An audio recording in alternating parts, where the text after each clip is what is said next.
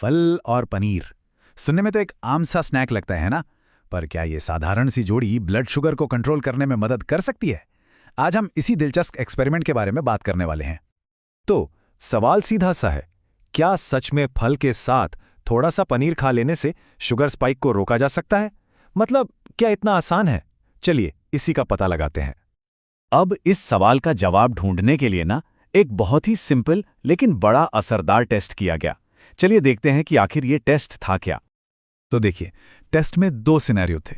पहले में सिर्फ अनानास खाया गया, पूरे 250 ग्राम, और दूसरे में अनानास की मात्रा आधी कर दी, यानी 125 ग्राम, और उसके साथ मिलाया 25 ग्राम पनीर। मकसद बिल्कुल साफ था, देखना था कि दोनों में क्या फर्क आता है। और हाँ, एक बहुत जरूरी बात, दोनों ही स्नैक्स में कैलोरीज लगभग एक बराबर थीं, करीब 150। इसका मतलब यह है कि टेस्ट एकदम फेयर था। कोई ये नहीं कह सकता कि कैलोरी कम ज्यादा होने से रिजल्ट बदला। तो सेटअप तो एकदम सिंपल था, है ना? लेकिन इसके जो रिजल्ट्स आए वो सच में चौंकाने वाले थे। तो चलिए अब सीधे रिजल्ट्स पर ही चलते हैं और देखते हैं कि डेटा ने क्या बताया। तो सबसे पहले बात करते हैं उस सिनेरियो की जहां सिर्फ 250 ग्राम अनानास खाया गया था। ये हमारा बेसलाइन है, मतलब इसी से हम दूसरे रिजल्ट को कंपेयर करेंगे। और नतीजा? ब्लड शुगर में सीधे सीधे 44 mg पर डेसिलीटर का स्पाइक। ये काफी बड़ा उछाल है, इस नंबर को जरा याद रखिएगा, 44। लेकिन जब अनानास के साथ पनीर खाया गया, तब क्या हुआ? क्या कहानी कुछ बदली? आइए देखते हैं। यकीन करना मुश्किल है, पर स्पाइक था सिर्फ 17 mg पर डीएल का। कहाँ 44 और कहाँ सिर्फ 17। ये तो जमीन आसमान का फर्क है। मतलब पनीर ने तो यहां सच में कमाल ही कर दिया। ये चार्ट देखिए, पूरी कहानी एक नज़र में साफ हो जाती है। एक तरफ 44 का वो ऊंचा वाला बार और दूसरी तरफ सिर्फ 17 का छोटू सा बार। मतलब पनीर मिलाने से शुगर स्पाइक आधे से भी कम हो गया। और याद रहे, कैलोरीज दोनों में बराबर थीं। है ना कमाल की बात? तो ये तो हमने देख लिया कि क्या हुआ, पर अब आता है सबसे जरूरी सवाल, ऐसा क्यों हुआ? इसके पीछे की साइंस भी बड़ी दिलचस्प है।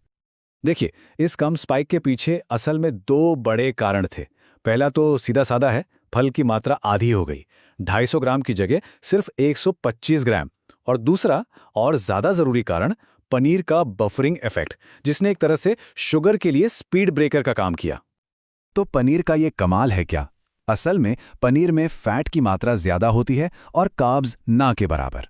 अब ये जो फैट है ना, ये शुगर के अब्जॉर्प्शन को, मतलब खून में घुलने की रफ्तार को धीमा कर देता है। तो शुगर एकदम से नहीं बल्कि धीरे धीरे रिलीज होती है, और इसी वजह से वो बड़ा वाला स्पाइक नहीं आता। तो ये कहानी सिर्फ अनानास और पनीर की नहीं है। असल में ये एक बहुत बड़ा और काम का सिद्धांत है, एक यूनिवर्सल फूड प्रिंसिपल जिसे हम रोज की जिंदगी में अपना सकते हैं। और इस पूरे एक्सपेरिमेंट का जो सार है वो बस एक लाइन में है, फलों को सही पार्टनर के साथ खाना एक बहुत बड़ा फर्क ला सकता है। मतलब फल अकेले खाने की जगह उसे किसी सही साथी के साथ पेयर करें।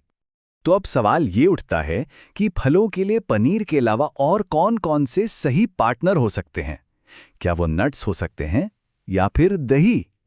अगली बार कोई फल खाने से पहले इस बारे में जरूर सोचिएगा। ये सेहत की तरफ एक छोटा पर बहुत ही स्मार्ट कदम हो सकता है।